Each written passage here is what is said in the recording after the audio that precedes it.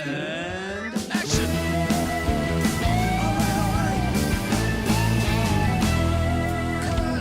It's a wrap. With all that said, what is your favourite part of your job? What is the most exhilarating thing?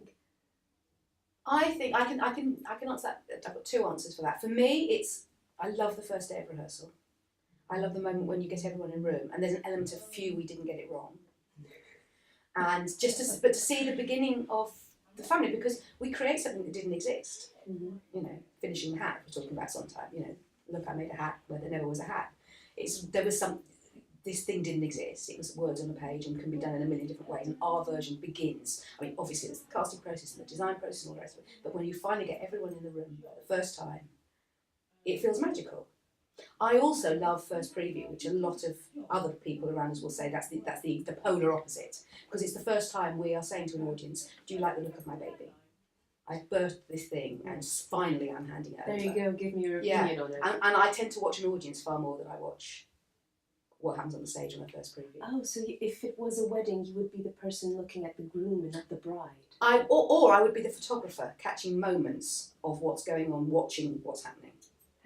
That is really interesting. Because usually on press nights and all that, it's all... Yeah. Oh, press nights are vile. Press nights are absolutely vile. You used to sit on your hands and will it to be over. But first previews are very special, I think. Good. And on the polar opposite, what is the part of your job that you struggle with the most? Being in theatre, it's a struggle. There's no money. There's not enough money. Everyone. It's an incredibly hard industry to make a career in for everyone's perspective.